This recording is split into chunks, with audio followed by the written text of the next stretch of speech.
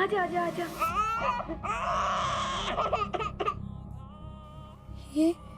ये आदि नहीं है, ये तो कोई और ही है। लाओ मुझे दो। और ले ले ले। एक बार गौर से देखिए, पूरा यकीन है कि ये तुम्हारा आदि नहीं है? गौर से?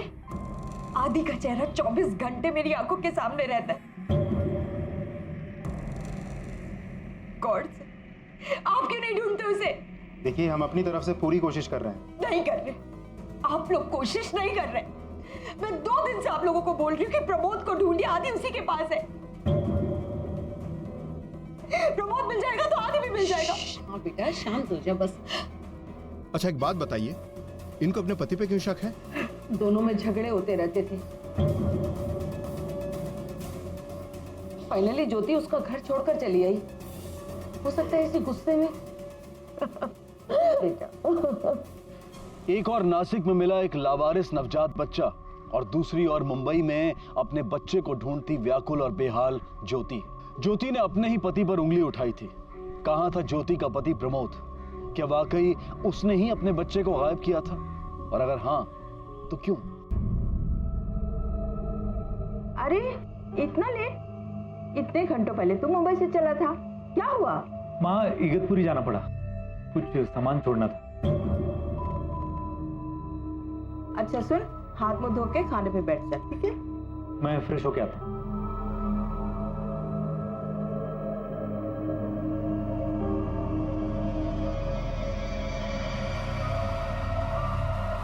भैया शिरके, क्या हुआ साहब? लेके चलो इसे। साहब क्या किया इसने? क्यों क्यों क्यों क्यों ले जा रहे हैं आप इसे? क्या हुआ साहब? मेरे को क्यों पकड़ रहे हो? तुझे नहीं मालूम क्यों पकड़ रहे हैं? बच्चा छोड़ के भागा ना तू? बच्चा?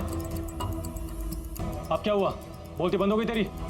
लेके चलो इसे। साहब, कुछ मिस्टेक हो गया होगा साहब। सुनिए साहब, ये क्या हो रहा है? इधर साहब।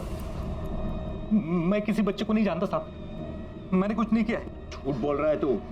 पहचान लिया गया है, तू ही था ना बच्चे के साथ?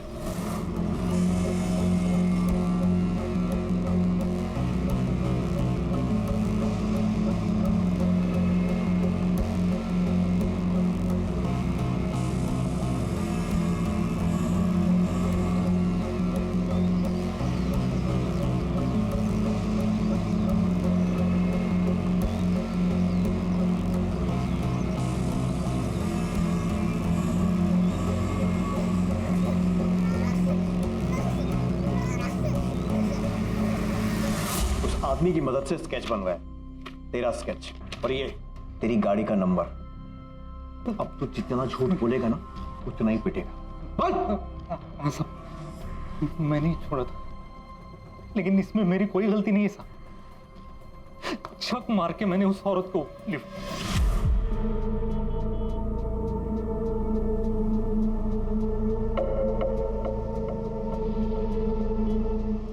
आप अकेली क्या कर रही हो इस सुनसान पहले सड़क मुझे पे? नासिक तक लिफ्ट दे दीजिए प्लीज।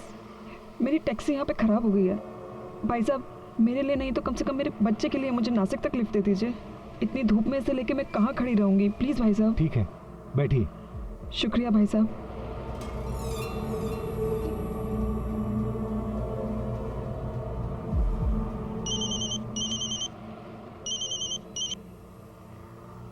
हाँ, वो पीछे पड़ा है। हाँ अभी भी मुझे बहुत डर लग रहा है। अम्मी तू तो जानती है ना उसे, कैसा है वो। मैंने अभी एक आदमी से लिफ्ट लिया, मैं नासिक आ रही हूँ। 1 मिनट मैडम। 1 मिनट अम्मी, मैं फ़ोन करती हूँ। मैडम आप इधर ही उतर जाओ। देखो मेरे को कोई टेंशन नहीं चाहिए, कोई पीछा कर रहा है ना आपका। जाओ प्लीज, तुम्हारे चक्कर में मैं फंस जाऊंगा। नहीं नहीं, ऐसा कुछ भी नहीं है। देखो बाबा, मैं सिंपल आदमी है, मेरे को कोई राड़ा नहीं चाहिए, आप प्लीज जाओ। मेरे को अजीब भी लग रहा था उन दोनों को उधर ही छोड़ते हुए, लेकिन मेरे को सच्ची कोई प्रॉब्लम नहीं चाहिए था। उसकी तरफ देखा भी नहीं मैंने। वो गई और फिर मैंने गाड़ी चालू करके आगे बढ़ाई। थोड़ी देर के बाद 1 सेकंड के लिए पीछे देखा तो पता चला बच्चा गाड़ी में ही छोड़ के गई थी वो। अब मैंने वापस गाड़ी घुमाई और उसको ढूंढा, लेकिन वो गायब हो गई थी। क्या पता किसका बच्चा था, किससे भाग रही थी। आप ही बताओ साहब, अगर कोई प्रॉब्लम नहीं थी तो बच्चे को मेरे गाड़ी में रख के वो भागी क्यों? इसलिए बच्चे को उधर छोड़ के मैं भाग गया। पहले ही बच्चे को पुलिस के पास लेकर क्यों नहीं आया? एक मिनट, तेरा ही बच्चा तो नहीं है जिससे पीछा छुड़ाने के लिए उसे छोड़कर भाग रहा था? देवा शपथ साहब, मेरा इस बच्चे से कोई लेना देना है नहीं। मैं सच बोल रहा हूँ, मती मारी गई थी मेरी जो उस औरत को लिफ्ट दी मैंने। पुलिस के पास सबसे बड़ा सवाल यह था कि वो बुर्का पहने महिला कौन थी जिसने विजय शिर्के की गाड़ी में बच्चे को छोड़ दिया था। क्या विजय सच बोल रहा था? और अगर वो झूठ बोल रहा था तो उसका इस केस से क्या कनेक्शन था? और इस सब के पीछे विजय का मकसद क्या था? सर आपको क्या लगता है, विजय सच बोल रहा है झूठ? जब तक ये पता नहीं चलता कि वो बच्चा किसका है, कुछ भी कहना मुश्किल है। सर ये भी पता लगाना होगा कि वो बुरखे वाली औरत कौन थी और उसने उस बच्चे को वहां छोड़ा क्यों, और उसके पीछे कौन था। रोहित, उस बच्चे की बॉडी पर ताबीज है, हो सकता है वो मुसलमान। सर कहीं वो उस बच्चे की माँ तो नहीं? पॉसिबिलिटी है। एक काम करो, सबसे पहले इस विजय की सारी डिटेल्स चेक करो। जिस जगह पर उस औरत और बच्चे को लिफ्ट दी गई थी आसपास छानबीन करो। आसपास के सारे पुलिस स्टेशन में मिसिंग रिपोर्ट चेक करो, खासकर मुसलमान बच्चों की। सर अगर वाकई में किसी ने अपने बच्चे को जानबूझकर छोड़ा हो तो वो रिपोर्ट नहीं लिखवाएंगे? फिर भी ट्राई करो, शायद कुछ निकल आए। और हाँ, उस स्पॉट से कुछ किलोमीटर पहले एक टोल नाका है, वहाँ का सीसीटीवी फुटेज भी चेक करो। सर ऐसा भी तो हो सकता है कि विजय और उस औरत के बीच में कोई कनेक्शन हो।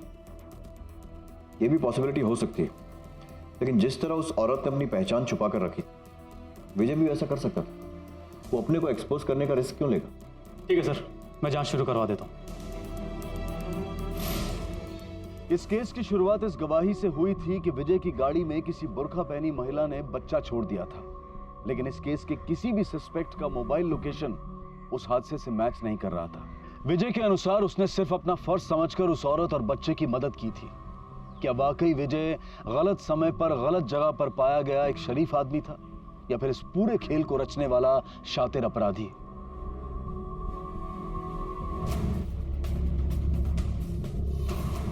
साहब वो पहले से ऐसा ही है, सबको मदद करने का। मैं बोलता भी था उसको, लोग फायदा उठाएंगे। विजय की शादी नहीं हुई है।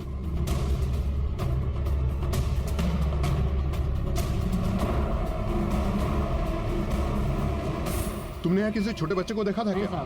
ध्यान से गौर करके बताओ कि किसी छोटे बच्चे को देखा हो। नहीं साहब। अच्छा, यहाँ पे कोई आसपास कोई मुस्लिम फैमिली रहती हो? नहीं साहब, हमको कुछ पता नहीं। हमारे इधर तो कोई नहीं, लेकिन बाजू में एक लॉज है, उधर एक मियाँ बीवी और बच्चा आए थे। सर ये विजय तो वाकई में शरीफ लगता है। मैंने घर वालों और पड़ोसियों से पूछताछ की, लेकिन किसी ने कोई बच्चा देखा ही नहीं। और आसपास की चौकी में कोई रिपोर्ट लापता बच्चे की? सर आसपास की किसी भी चौकी में ऐसी कोई रिपोर्ट नहीं जो इस बच्चे से मैच करे। लेकिन सर जब हम इगतपुरी के एक मोहल्ले में पूछताछ कर रहे थे तब पता चला कि एक लॉज है, उधर एक मियाँ बीवी और बच्चा आए थे, लेकिन अब उनके पास बच्चा नहीं दिखाई देता। क्या साहब बार बार एक ही सवाल पूछ के परेशान कर रहे हो? बोला ना हमारा कोई बच्चा नहीं है, और नाइज कभी था। सच बोल रहे हो तो इतना परेशान क्यों हो रहे हो? क्योंकि आप लोग हमें खाली पीली परेशान कर रहे हो। वो क्या है ना, जब कोई झूठ बोलता है ना तब सूंघ ले, और इस समय तेरे झूठ बोलने की बहुत तेज गंध आ रही है। इस बारे में ये भी पता चल जाए, और रही बात ये कंफर्म करने की कि ये बच्चा तुम्हारा है या नहीं, तो ये डीएनए टेस्ट से पता चल जाएगा। हाँ साहब, करवा लो जो टेस्ट करवाना है। चलो चलो। कुछ तो गड़बड़ है, डीएनए टेस्ट की रिपोर्ट आने तक नजर रखो इनका। Yes sir.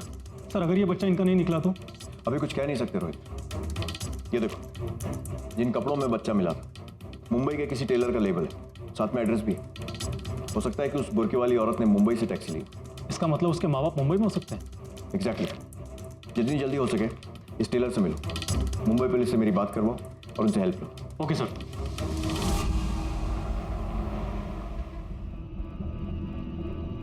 फातिमा जल्दी से रखो, ज्योति के जाग जाने से पहले इसे लेकर जाओ जल्दी से। शुक्र है आज दीदी सो तो गई है, मुझे तो लगा था सो ही नहीं पाएंगी। डॉक्टर ने दवाइयाँ दी है इसलिए हो रहा है, जाओ लेकर जाओ जल्दी से। माँ क्या हो रहा है? कुछ नहीं, ये सब पुराना सामान है ना। फातिमा। ज्योति। हाँ ये जो यहाँ रख सामान दे। ज्योति बेटा। माँ ये तो मेरे आदि के हैं। हाँ बेटा। तो इसको कहाँ ले जा रही थी? माँ ये इसे फेंकने जा रही थी। माँ मैं सिर्फ फातिमा से ये कह रही थी कि जब तक आदि नहीं मिल जाता ये सब सामान गैराज में रख दे बस। बेटा ये सब सामान तुम्हारी नजर के सामने रहेगा तो तुम्हें कितनी तकलीफ होगी, है ना? और मैं तुम्हें सफर करते हुए नहीं देखना चाहती ना। जाओ फातिमा, इसको रख दो संभाल के। जाओ लेकर जाओ। अच्छे से रख दे। हाँ फातिमा, इसको लेकर जाओ। सुन, ढक के रखना। ज्योति, सब सही हो जाएगा ना माँ? हाँ प्रॉमिस करो मुझसे। बिल्कुल, एकदम पक्का प्रॉमिस। प्रॉमिस बेटा, चुप हो जाओ।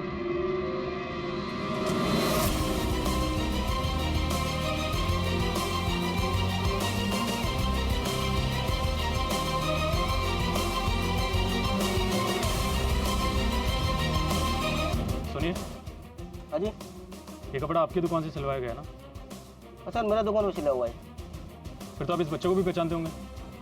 नहीं सर, बच्चे को तो नहीं पहचानता हूँ। हमारे यहाँ पे जितना कस्टमर आता है सब अरस परस का ही है। सर टेलर से ज़्यादा कुछ पता नहीं चला है, लेकिन उसका कहना है कि उसके सारे कस्टमर दुकान के आसपास के ही हैं।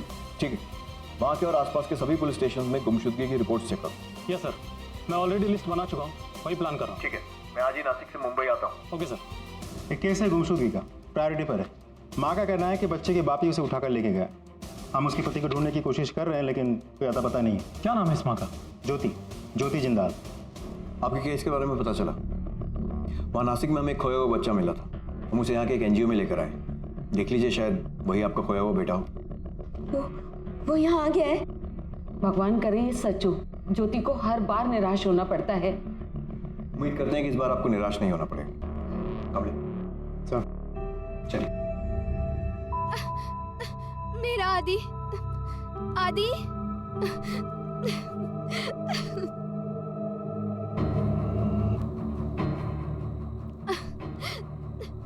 मेरा आदि। माँ, ये मेरा आदि नहीं है माँ। लाइए। आपको पूरा विश्वास है कि आदि नहीं? आप क्यों बार बार मुझसे यही सवाल करते रहता है? आपको क्या लगता है कि एक माँ अपने बच्चे को नहीं पहचानेगी? सर प्लीज, कौन सी ऐसी माँ है जो अपने बच्चे को नहीं पहचानेगी? आप आदि को ढूंढिए सर, आदि को। इस तरह हर वक्त किसी दूसरे का बच्चा दिखाकर सह नहीं पाती है मेरी बेटी। ज्योति के बच्चे को ढूंढती मुंबई पुलिस और लावारिस बच्चे के माता पिता को तलाशती नासिक पुलिस। ज्योति के अचानक से इस बच्चे को अस्वीकार करने से जांच में गतिरोध आया। तहकीकात कुछ हफ्तों तक मानो थम सी गई। इस बीच उस मासूम बच्चे की उपेक्षा दयनीय थी। पुलिस को यकीन था कि इस मामले से जुड़ा कोई ना कोई इंसान झूठ बोल रहा था। क्या वो ज्योति थी या विजय? पता नहीं क्यों, पर इस ज्योति की बातों पर यकीन नहीं हो रहा है। कुछ ना कुछ तो जरूर छुपा रही है। लेकिन सर, वो तो खुद ही अपने बच्चे को दिन रात ढूंढ रही है। अगर सच में बच्चा उसका होता तो झट से वापस ले लेती। उसके केस की फाइल मिल सकती है? Sure sir. और वो मुस्लिम फैमिली, साजिद और दिलनाज और विजय, उनका कोई कनेक्शन निकला? सर अभी तक तो कुछ पता नहीं चला है। डीएनए मैचिंग रिजल्ट के लिए रुके हैं। जैसे ही कुछ पता चलेगा। बच्चे का माँ का मिलना बहुत जरूरी है। उसकी हालत खराब होती जा रही है।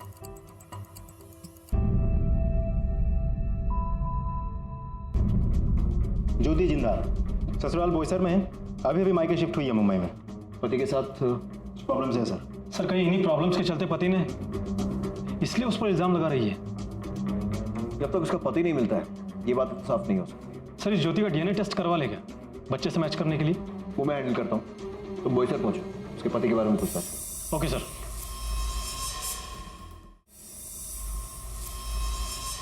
हम एक दूसरे से बहुत प्यार करते थे, इसीलिए शादी की थी। धीरे धीरे प्रमोद का बर्ताव बदलता ही गया। ना उन्हें हमारी शादी की फिक्र थी और ना ही हमारे बच्चे की। वो अपना ज्यादा से ज्यादा समय मंदिरों में बिताने लगे और एक दिन आए, अचानक बोलने लगे, मैं स्वामी बन गया हूँ। और देखा तो लोगों की वाकई में काफी श्रद्धा थी उनमें। लोग दूर दूर से आते थे दर्शन करने के लिए। स्वामी जी, बेटी की शादी नहीं हो रही, घर में बहुत बड़ी टेंशन है। चिंता मत करो, समय पे सब ठीक हो जाएगा। प्रमोद। हाँ स्वामी जी, घर चले, बहुत लेट हो गया है। तुम चलो, मैं जरा काफी भक्त आया हुआ सबकी प्रॉब्लम मैं सुन के आता हूँ। अब प्रमोद नहीं रहते, वो बदल चुके थे। हमसे ज्यादा तो भक्तों का हक था उन पे। वो ये समझने को तैयार ही नहीं थे कि हमें उनकी जरूरत थी। उनके पास जैसे हमारे लिए टाइम ही नहीं था। मेरा जीवन सभी का जीवन है, ना मेरा ना तुम्हारा। सिर्फ परमात्मा। बस, मैं तुम्हारी कोई भक्त नहीं हूँ प्रमोद। थोड़े दिनों में ना हमारा बेटा आदि भी तुम्हें पहचानने से मना कर देगा। फैमिली के लिए थोड़ा टाइम निकालो प्रमोद, वरना आदि को लेकर मैं मम्मी के पास चली जाऊंगी।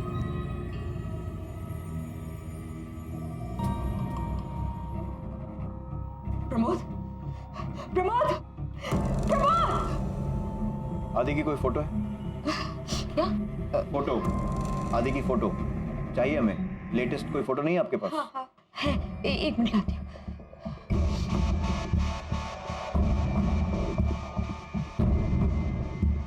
अच्छा, इस बच्चे को देखा है स्वामी जी के साथ? ये उन्हीं का बच्चा है ना? पता नहीं साहब। हाँ सर, आदि। पक्का? हाँ सर, क्योंकि मैंने इसे देखा है। फिर भी अगर आपको कंफर्म करना है तो आप मंदिर में जाइए, क्योंकि थोड़े दिन पहले मंदिर में पूजा हुई थी। वहाँ पे इस बच्चे का फोटो आपके सबके साथ मिलेगा। 6 महीने पुरानी है फोटो। वो हमारे पास कोई मोबाइल नहीं था ना फोटो खींचने के लिए, क्योंकि प्रमोद को ये सब पसंद नहीं था। उन्हें लगता था कि ये सब मुंह माया है।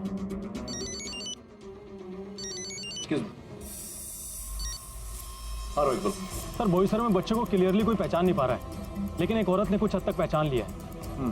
सर, लेकिन एक गुंजाइश है। मंदिर में एक पूजा में कुछ फोटो खींचे गए थे, मैं उन्हीं को लेने जा रहा हूँ। शायद उनमें वो बच्चा भी हो। गुड, देखते हैं। ठीक है सर। आपका डीएनए सैंपल चाहिए बच्चे के साथ मैच करने के लिए। DNA sample? ये आप क्या बोल रहे हैं? हाँ माँ, ये क्या बोल रहे हैं? डीएनए सैंपल लेंगे मेरा? अब आप लोग मुझे बताएंगे कि मैं अपने बच्चे को पहचान सकती हूँ या नहीं पहचान सकती? नहीं माँ, नहीं माँ। जब मैं आपको एक बार कह रही हूँ कि वो मेरा बच्चा नहीं है, तो आप क्यों उसे मुझ पर थोप रहे हैं? आप प्लीज मेरा बच्चा ढूंढ कर दीजिए। क्या इस केस के ऑब्वियस सस्पेक्ट आदि की मां ज्योति या ज्योति का पति थे? क्या वाकई में इस क्राइम से उनका कोई लेना देना था, या फिर इस सब के पीछे कोई और ही था जो अब तक पुलिस की नजरों से बचा हुआ था? जिस तरह वो डीएनए सैंपल देने तक से मना कर रही थी।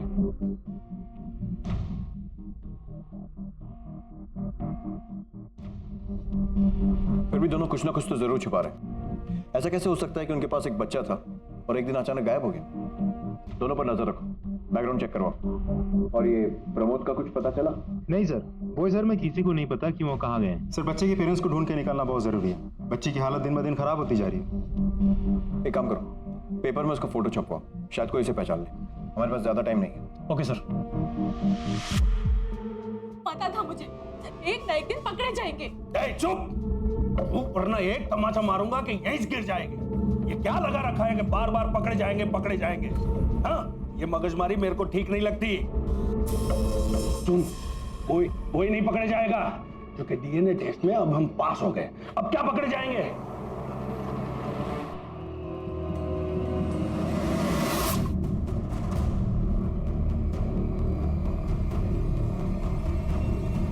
सर, अभी ज्योति वर्मा के घर से बाहर एक औरत निकली है, बुर्के में। सिर्फ लड़की को स्पॉट किया है। ज्योति वर्मा के घर से निकली है बुर्के में। उसे कस्टडी में लो और क्वेश्चनिंग के यहाँ लेकर आओ। सर, कहीं वही औरत तो नहीं है जो विजय से मिली थी?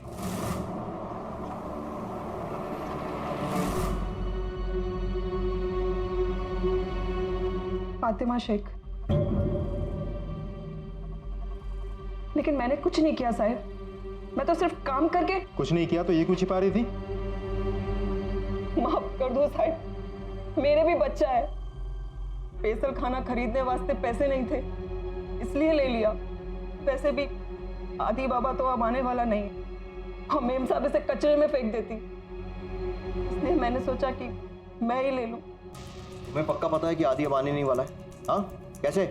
वो उसका बाप उसको लेकर गया ना, अब नहीं आएगा। वो छोड़ेगा नहीं उसको। ठीक है, जाओ जाओ जाओ।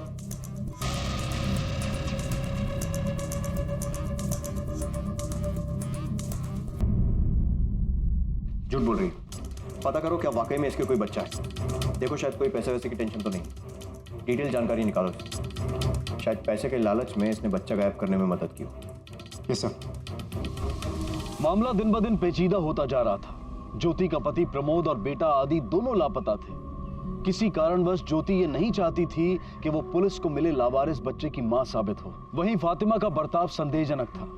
क्या विजय से हाईवे पर बुर्का पहने मिली औरत फातिमा ही थी? क्या संबंध था उन दोनों के बीच? साथ ही साजिद और दिलनाज पर भी नजर रखी जा रही थी और इसी वजह से सामने आया एक बड़ा सच। ये सच उस लावारिस बच्चे के मामले से नहीं बल्कि उससे भी बड़े केस से जुड़ा हुआ था। हेलो।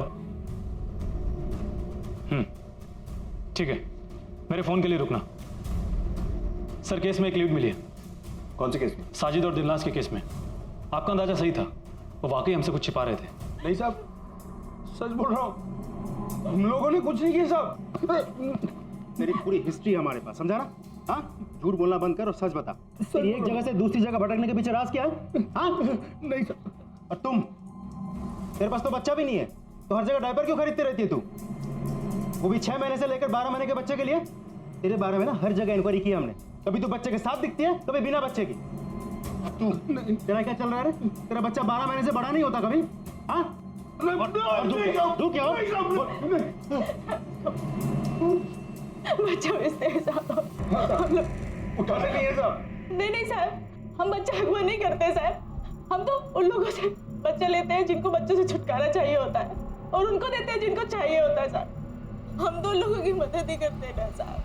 मदद? जुर्म करके मदद की बात करते हो तुम दोनों? अब मैं तुम लोगों की ऐसी मदद करूंगा ना, जिंदगी भर जेल में सड़ोगे। सर, दोनों ने आखिर कबूल कर ही लिया। Good job.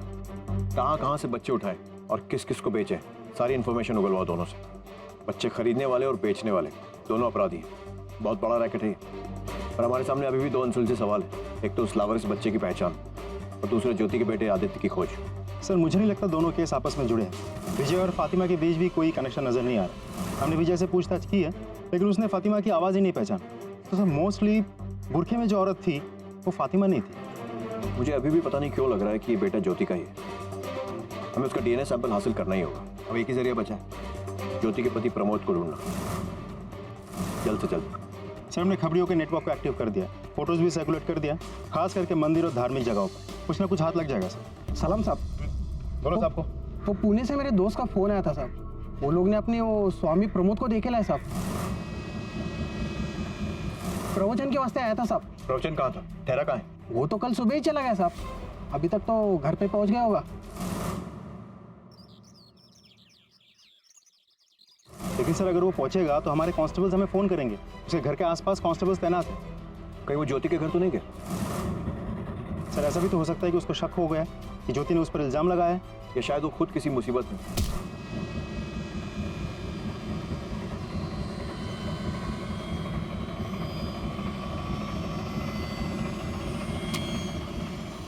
एक काम करो, अपने कांस्टेबल से कहो कि प्रमोद के घर के सामने से हिले नहीं। कवली, अपने दोस्तों को फोन लगा। जी सर। पता कर कि पूना से निकल के वो कहाँ गया है। जी सर। प्रमोद के मूवमेंट को ट्रेस करके देख।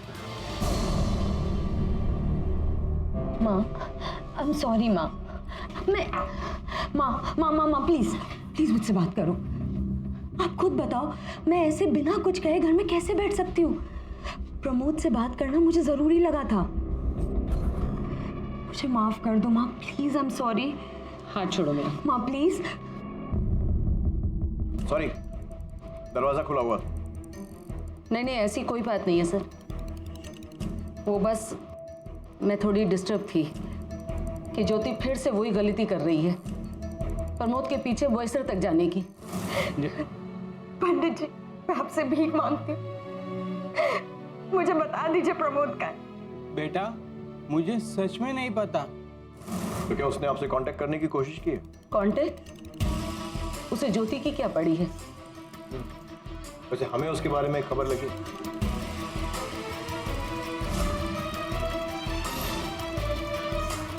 कुछ मिला? जी सर, ये सामान मिला है। अच्छा, यहाँ किसी को आने मत देना। जी सर। नहीं तो प्राइम सीन कंटामिनेट हो जाएगा। जी सर। और कुछ मिला? हाँ सर, साथ में फोन भी मिला है।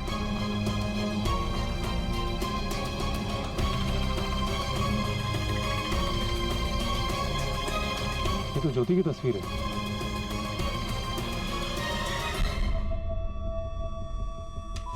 तो प्रमोद, हाँ, ये सब प्रमोद का ही है। लेकिन प्रमोद मर नहीं सकता। नहीं, वो नहीं मर सकता, क्योंकि अगर प्रमोद मर गया तो मेरे बच्चे का क्या होगा? हाँ, मेरे आदि का क्या होगा माँ? आप काफी शांत हैं। जी हाँ सर, क्योंकि मैं जानती हूँ ये सब नाटक है। प्रमोद ड्रामा करने में एक्सपर्ट है सर। आपको अजीब नहीं लगता कि सारी की सारी बॉडी जल गई है, पहचान में भी नहीं आ रही है, और ये घड़ी, ये अंगूठी, ये सब आपको पड़े मिले? आप कहना क्या चाहती हैं? पक्का वो एकदम ड्रामा रच रहा है। वो हमारे आदि को लेकर कहीं भाग गया है। अजीब बात तो ये है कि आपकी बेटी अभी भी डीएनए सैंपल देने से इनकार कर रही है, शायद इस डर से कि कहीं ये पहचान ना हो जाए कि ये बच्चा इन्हीं का है। क्यों बार बार वही सवाल करते रहते हैं? क्यों मेरे पीछे पड़े हैं? आप लोगों को क्या लगता है कि मैं अपने बच्चे को नहीं पहचानूंगी? क्यों बार बार मुझ पर शक करते हैं? मिटा दो। अगर तुम चाहो तो 1 सेकंड में शक दूर कर सकती हो। डीएनए सैंपल दे दो। Stop it! ये जबरदस्ती है। Relax, sit down. आज के लिए इतना गुस्सा काफी है। अभी आप जा सकती हैं, लेकिन ये जांच जारी रहेगी और जरूरत पड़ी तो आपको फिर से थाने भी आना पड़ेगा।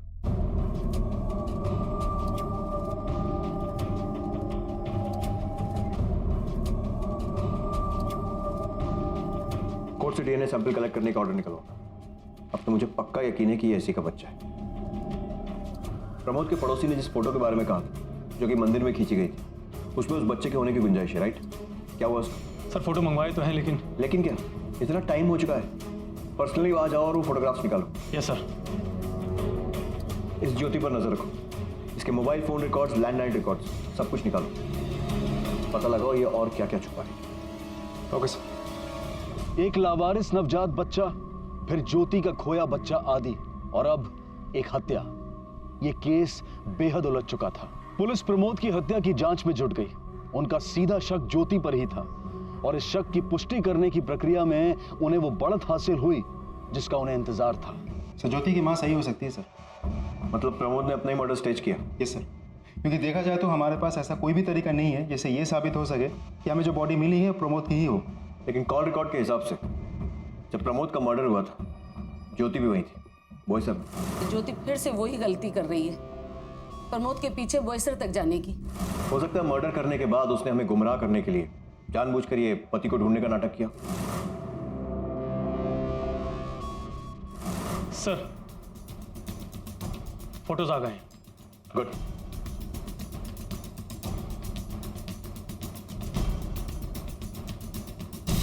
सर मतलब आप लोगों को जो बच्चा मिला था वो ज्योति का बेटा आदि है, तो फिर झूठ क्यों? अब और झूठ नहीं बोल पाई। अभी और इसी वक्त लेकर आओ। Okay sir. नहीं बा, मैं ये नहीं कर सकती बा। प्लीज समझो, ये मुझसे नहीं होगा। प्लीज अंडरस्टैंड, बा नहीं होगा मुझसे। लेकिन बेटा तुम वहां गई क्यों? खामा फंस गई ना। अब वो लोग तुम्हें मढ़न में कैसे घसीटेंगे देखना। लेकिन तुम जानती थी ये ऐसा नहीं आता एक्सपेक्ट। मुझे तुमसे उम्मीद थी कि तुम खुद हैंडल कर लोगी सब कुछ। मुझे दोष दो, सबके सब मिलके से मुझे दोष दो, किसी को नहीं बेटा। और किससे कहूं? पुलिस माँ, ये ले चलिए दोनों को, चलिए। नहीं माँ नहीं। एक मिनट इंस्पेक्टर, हम ऐसे कहीं नहीं जाएंगे जब तक हमें ये पता ना हो हमने किया क्या है। कानून हम भी जानते। अपने बच्चे से छुटकारा पाने के लिए अपनी मर्जी से उसे छोड़ दिया बेसहारा। अपराध है ये, और तुमने इनका साथ दिया। जेल चलेंगे आप दोनों। अभी कानून सीखने का बहुत शौक है ना, जेल में बैठ के कानून सीखना। चलिए, ले चलिए। चलिए आप ठीक नहीं कर रहे हैं। चुप करो, मत करो ये ड्रामा। वो बच्चा, वो तुम्हारा आदि है ना? क्यों पहचानने से इनकार किया उसने? क्यों पीछे छुड़ाना चाहती थी उससे? बोलो। प्लीज मुझे मेरा आदि लौटा दीजिए। मैं खुद चाहती हूँ मैं उसके साथ खेलूं, उसको छूऊं, उसको प्यार करूं। प्यार करो? जब मौका था तब उससे मुंह फेर लिया, और अब ये सब ड्रामा। उसे बहुत समय तक छू नहीं पाओगे। और अगर एक बार ये सबूत मिल गया ना कि प्रमोद का खून भी तुमने ही किया, फिर तो उसे कभी देख भी नहीं पाओ। अपनी बेटी से झूठ बुलवाई? मैंने वही किया जो जरूरी था, और कुछ नहीं। प्रमोद का मर्डर वो भी जरूरी था? अपनी ही बेटी के हाथों उसी के पति को मरवा दिया? मेरी बेटी ज्योति किसी का खून नहीं कर सकती। वो हम पता कर लेंगे, और अगर वो मर्डरर साबित हुई ना, सिर्फ तेरी वजह से वो जिंदगी भर जेल में सड़ेगी। मैं सच कह रही हूँ इंस्पेक्टर, हमने किसी को नहीं मरवाया।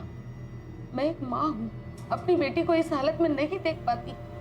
उसे मेरे सहारे की जरूरत थी, मैंने उसे सहारा दिया, बस। सर करुणा का भी यही हाल है, मानने के लिए तैयार ही नहीं है कि प्रमोद के मर्डर के साथ कुछ भी लेना देना है। मतलब दोनों माँ बेटी एक ही बात पर अड़े हुए हैं। लेकिन मेरी समझ में ये नहीं आ रहा है कि मर्डर को ये कैसे पता चला कि प्रमोद कब मिलेगा और कहाँ मिलेगा। ये बात तो हम खुद भी ट्रैक नहीं कर पाए थे, तो फिर इस मर्डर ने कैसे। Exactly sir. So that means मुझे सबके फोन कॉल रिकॉर्ड चाहिए, मोबाइल, लैंडलाइन, सब क्विक। Yes sir.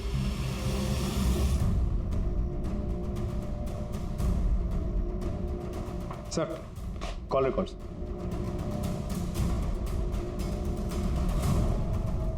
ये देखो लैंडलाइन रिकॉर्ड, कॉल आया था पूना से। मतलब किसी ना किसी से घर में बात हुई, कोई ना कोई जानता था कि प्रमोद कब लौटने वाला है और कितने बजे।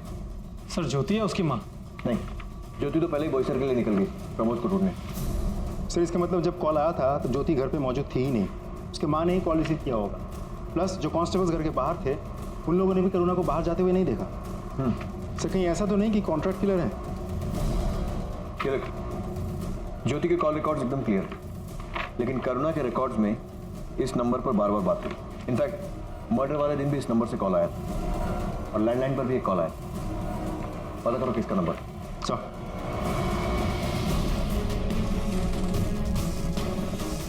करुणा जिंदाल से क्या कनेक्शन है तेरा? जी कुछ भी नहीं, मैं तो किसी करुणा जिंदाल को जानता तक नहीं। तो अनजान लोगों से फोन पर बात करने का बहुत शौक है? जानता है क्या तेरे फोन कॉल रिकॉर्ड्स? अब बोलेगा? ठीक है, हवालात में मार मार कर उगलवा लेंगे, लेके चलो। चल चल। जानता हूँ, पहले से जानता हूँ। वो आंटी जहाँ पहले रहते थे वो मेरे पड़ोस में ही थे। मैं तो बस ऐसे ही, आंटी अब अकेले रहते हैं, स्पेशली ज्योति की शादी के बाद। मैं बस उन्हें यूं ही कभी कभी कॉल कर लेता हूँ। क्यों झूठ बोल रहा है? तुझे भी बताया ना, ये फोन कॉल रिकॉर्ड है और इससे पता चलता है कि कौन कब कहाँ था। और ज्योति के लौट आने के बाद से तेरे कॉल्स कुछ ज्यादा ही हो गए थे। ये सब पर्सनल है सर, मुझे फिक्र होती है उनकी। हम पड़ोसी थे, आज भी दोस्त हैं। मुझे पता लगा उनका बच्चा खो गया, मैं तो बस इसीलिए कॉल कर। आखिरी बार पूछ रहा हूँ, बोल सच क्या है? सर प्लीज सर, मुझे और कुछ पता होता तो मैं बता देता ना सर, लेकिन सच यही है सर। ठीक है, अभी तुझे छोड़कर जा रहे हैं, लेकिन तू शहर छोड़कर मत जा। जी सर।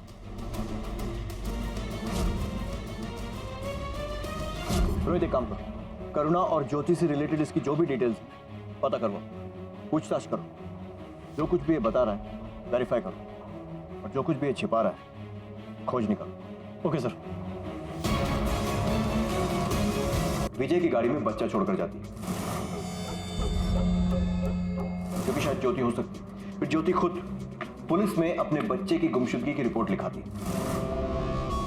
ताकि किसी का शक उस पर ना जाए। राइट। और शायद इस दौरान कोई ज्योति की मदद कर रहा, फिर अचानक वो हुआ जिसकी उन्हें उम्मीद नहीं थी। वो बच्चा पुलिस के हाथ लग गया और बच्चे के जरिए पुलिस ज्योति तक पहुंच गई। डीएनए टेस्ट की बात निकली, लेकिन ज्योति ने इनकार कर दिया। ये क्या बोल रहे? डीएनए सैंपल लेंगे मेरा? लेकिन जैसे ही उन्हें भनक लगी कि प्रमोद का डीएनए टेस्ट करके भी यह साबित किया जा सकता है कि बच्चा उन्हीं का है, तो उन्होंने प्रमोद को मार दिया। शायद सुमित। सर लेकिन मैंने सुमित के कॉल ट्रायंगुलेशन रिकॉर्ड चेक किया था। जब मर्डर हुआ था तब सुमित मुंबई में था ही नहीं। तो सुमित ने प्रमोद को नहीं मारा, फिर किसने? सुमित के कॉल रिकॉर्ड।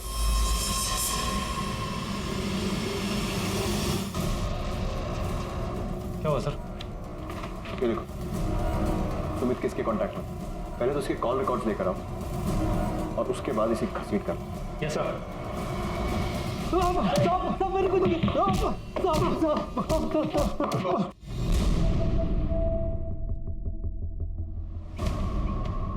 अब सच बोलेगा या उल्टा लटका कर बुलवाए? हमें पता था तू कहीं ना कहीं इन सब में शामिल है। अब आपको सच में कुछ गलत नहीं, सब कुछ साफ साफ दिखाई दे रहा है। तेरे फोन कॉल रिकॉर्ड्स हैं हमारे पास। सुमित से रोज बातें होती थी, हाँ? और जहां प्रमोद का मर्डर हुआ था तू वहीं पर था, उसी वक्त। क्या हुआ? बोलती बंद हो गई? अभी खुल जाएगी। उल्टा लटका उसको। बता दो, मैंने किया सब। हाँ, लेकिन सुमित के कहने पे। सुमित भाई ने पिछले साल मेरी जान बचाई थी, उसका बहुत बड़ा एहसान था मुझ पर। बदले में उसने मुझे आदि को किडनैप कर कहीं दूर छोड़ाने के लिए कहा, लेकिन फिर वो मुझे ब्लैकमेल करने लग गया। कहा कि अगर हमने स्वामी को नहीं मारा तो उसका डीएनए पुलिस को मिल जाएगा और हम सब फंस जाएंगे बच्चों को छोड़ाने के जुर्म में। इसलिए मैंने प्रमोद को मार दिया।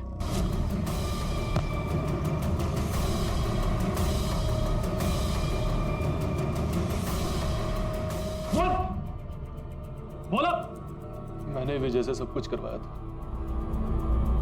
प्यार करता था मैं ज्योति से, आज से नहीं, कॉलेज के टाइम से। करुणा आंटी को भी हमारा रिश्ता मंजूर था। वो तो चाहती थी कि हमारी शादी हो, लेकिन फिर ज्योति उस निकम्मे प्रमोद से मिली और उससे शादी कर ली। मैं तो उम्मीद छोड़ चुका था। फिर मुझे पता लगा कि वो प्रमोद कोई स्वामी वामी बन गया और उनकी शादी में प्रॉब्लम चल रही थी, तो मैंने मौका देख के उसे फिर से शादी के लिए प्रपोज किया। लेकिन तू वो बच्चा आदि का बोझ नहीं लेना चाहता था, हाँ? इसीलिए उसे समय बर्बाद हो गया था। क्यों? क्योंकि उसने मेरी बात नहीं मानी। मेरी माँ सिर्फ मेरा भला चाहती थी। उन्होंने मुझे बताया कि प्रमोद आदि को लेकर चला गया था। सर, मैं आदि से बहुत प्यार करती हूँ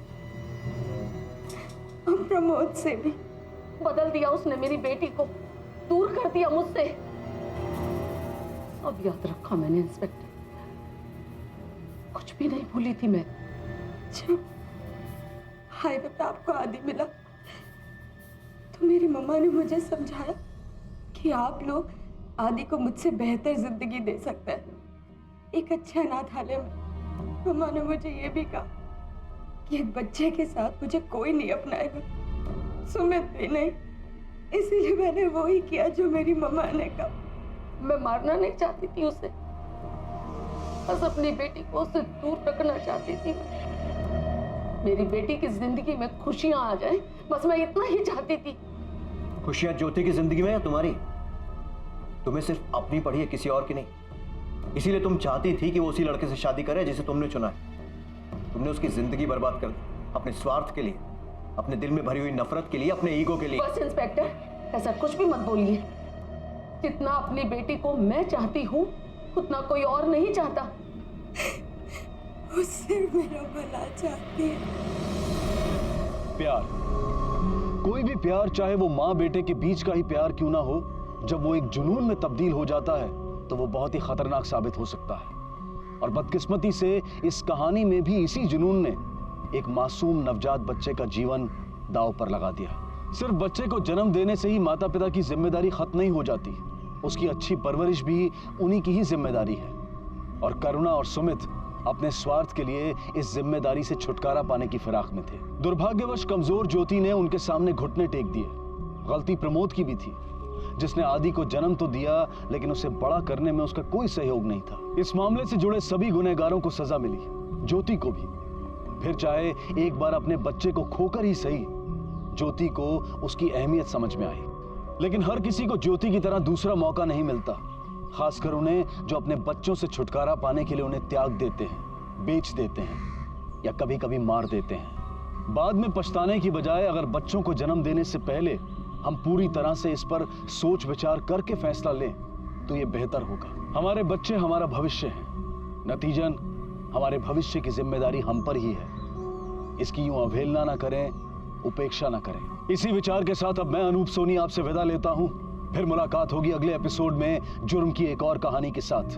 तब तक अपना और अपने परिवार का ख्याल रखें और देखते रहें क्राइम पेट्रोल डायल 100। सबक एक को सीख हम सबको। जय हिंद।